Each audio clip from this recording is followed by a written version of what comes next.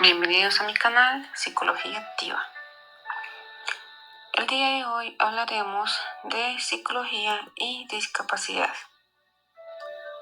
Para dar inicio vamos a distinguir y decir un pequeño concepto teniendo en cuenta varios conceptos de autores, en el cual Padilla Muñoz 2010 menciona que la discapacidad se puede definir como una condición en la cual una persona experimenta limitaciones físicas, sensoriales, mentales o cognitivas que pueden afectar la capacidad de participar plenamente en actividades cotidianas. Estas limitaciones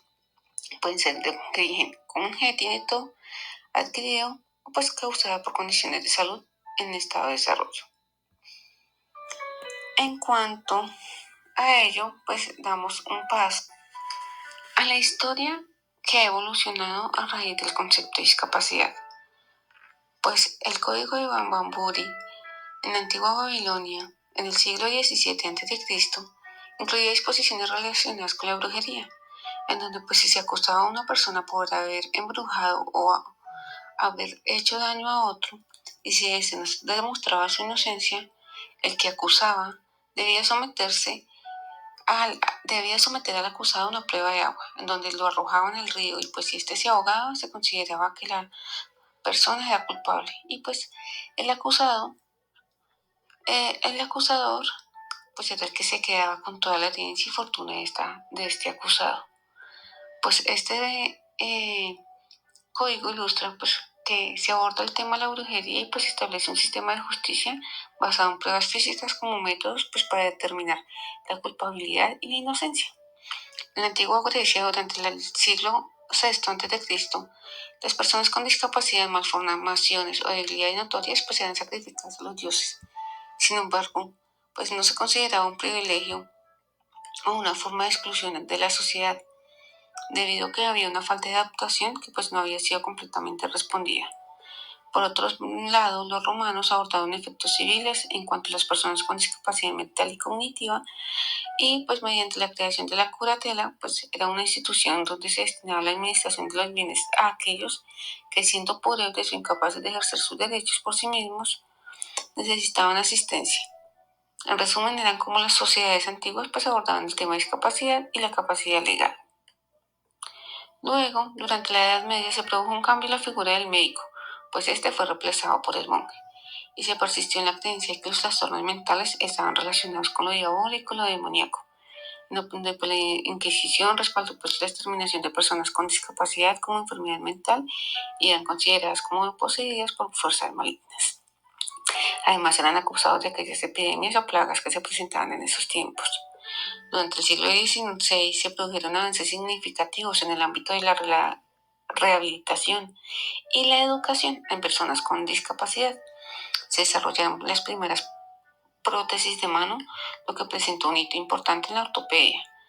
Y así también pues en el trabajo de la educación como en los medios de rehabilitación, en donde se anticipaba a su tiempo en la promoción de la inclusión social. Igualmente, pues León fue uno de los pioneros en la educación especial en personas sordas, basadas en la pedagogía especializada, creando un cambio significativo en la percepción y tratamiento de personas con discapacidad durante el siglo XVI, teniendo en cuenta que persistían desafíos en términos de inclusión y derechos. Dado la revolución industrial, consiste en avances tecnológicos que permiten la fabricación de dispositivos ortopédicos más avanzados y accesibles, mejorando la calidad de las personas con discapacidad física, así como la reforma a la asistencia social, una educación especial, desarrollo de la medicina y la psiquiatría, donde se produjeron avances significativos en el entendimiento de enfermedades mentales y discapacidades psicológicas, que conlleva un enfoque más científico y compasivo en la atención médica y psiquiátrica, así como los movimientos de derechos civiles. Durante mucho tiempo pues, estas personas con enfermedades mentales pues eran tratadas como criminales y encerradas en calabozos. Sin embargo, pues se influenció bajo la Revolución Francesa desafíos en estas prácticas inhumanas y se abogó por un enfoque más compasivo y humanitario hacia los enfermos mentales. En el siglo XX se intensificó la persecución contra personas con discapacidad, en el cual Pues uno de los episodios más notorios y que marcó la historia fue el perpetrado por Adolfo Hitler, quien promovió pues una política eugenesia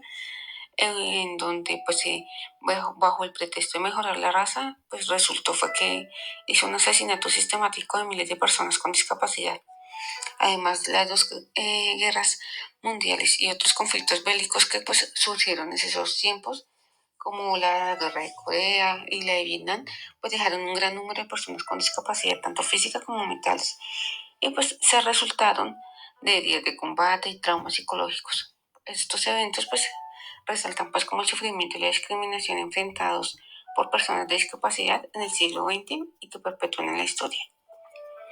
En cuanto a los tipos de discapacidad, se puede decir que hay varios tipos de discapacidad, en el cual pues hoy en día se manejan varios, en el cual se enfatiza en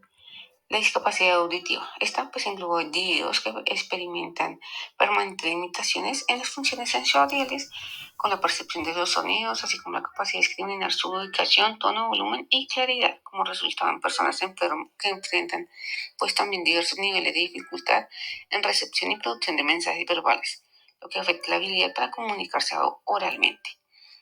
Después sigue la discapacidad física. Este abarca individuos que experimentan de forma permanente limitaciones en las funciones corporales debido a diversos factores como deficiencias musculoesqueléticas, neurológicas o de la piel, ya sean de origen congénito o adquirido.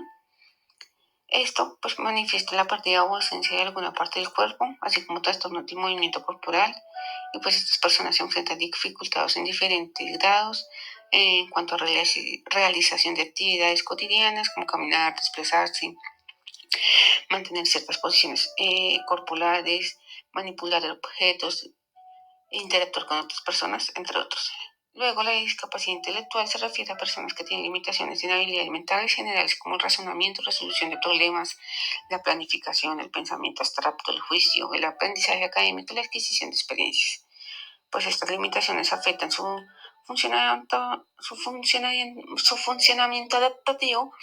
lo que significa que el individuo no alcanza los estándares de independencia personal y responsabilidad social en uno o varios aspectos de la vida.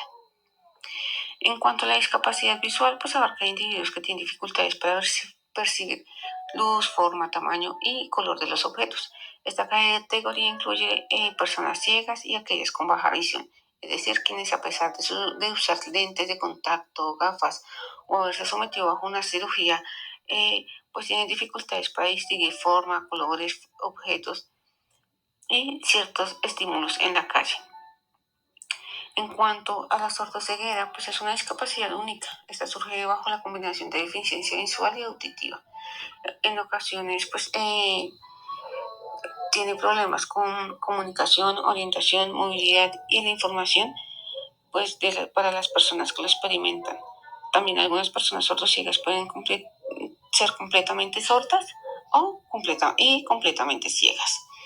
mientras que otras personas pueden ser ciegas o sordas, pero conservan algunos niveles de audición o visión. Estas necesitan servicios especializados pues de guía e interpretación pues para poder desarrollar e integrarse socialmente. En cuanto a la discapacidad psicosocial, se origina la interacción entre personas como deficiencias en el pensamiento, percepciones, emociones, sentimientos, comportamientos y relaciones, considerados como signos y síntomas en función de su duración, consistencia, intensidad y afectación funcional, y pues las barreras que se puedan establecer en el entorno, ¿no? Teniendo en cuenta pues que surgen de limitaciones impuestas por diferentes culturas, sociedades de la conducta y que influyen en el comportamiento humano, así como la estima social y las dificultades discriminatorias, así como la discapacidad pues múltiple. En esta se refiere a la presencia de dos o más deficiencias asociadas que se han mencionado anteriormente, pues ya sean de origen físico, sensorial, mental o intelectual, en las cuales tienen impacto pues, significativo en el nivel de desarrollo de las capacidades funcionales y de comunicación de la persona. Pues en estas se ven afectados pues, como la interacción social y el aprendizaje. En cuanto a la legislación colombiana que está asociada, pues son 5 grupos en el cual está la legislación en salud, En cuanto a la Constitución Política de 1996, la Ley 60 de 1993 y la Ley 100 de 1993, pues esta constituye todos los estándares normativos en los cuales pues busca fortalecer, optimizar y garantizar el servicio de seguridad social para las personas en condición de discapacidad, teniendo en cuenta pues los ciclos de vida y pues los niveles socioeconómicos. En cuanto a la legislación de educación, pues está la Constitución Política de 1991. Esta se reglamenta en leyes, decretos y resoluciones con el fin de dar un concepto más funcional y puntual a las necesidades de cada persona, teniendo temas como inclusión, eh, educación especializada y pues generando diagnósticos en los cuales se brinda una atención de acuerdo a la necesidad de cada persona. En cuanto a la legislación de empleo, pues está la Ley 361 del Congreso de la República de Colombia, en la cual se establece pues todas las normativas en cuanto al acceso laboral, teniendo en cuenta pues las disposiciones, adecuaciones y condiciones, cargas laborales que pues pueden tener estas personas de acuerdo a su necesidad y a su condición. En cuanto a la legislación de transporte y accesibilidad, pues se tiene en cuenta la Ley 12 de 1986 en cuanto a las medidas para la construcción de espacios públicos y los decretos 1660 de 2003 y 1538 de 2005,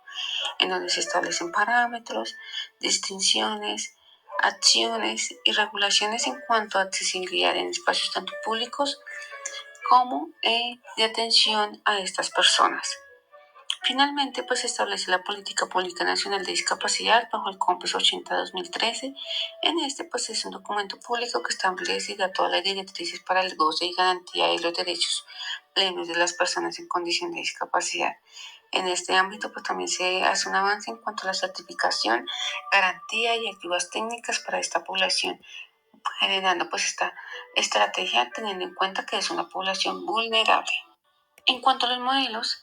pues para entender todo esto, debemos pararnos desde el paradigma tradicional, también conocido como modelo de prescindencia.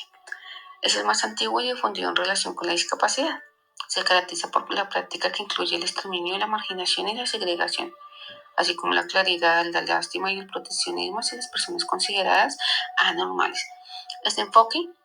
refleja la exclusión de personas con discapacidad de muchas actividades, tanto públicas como privadas, y el uso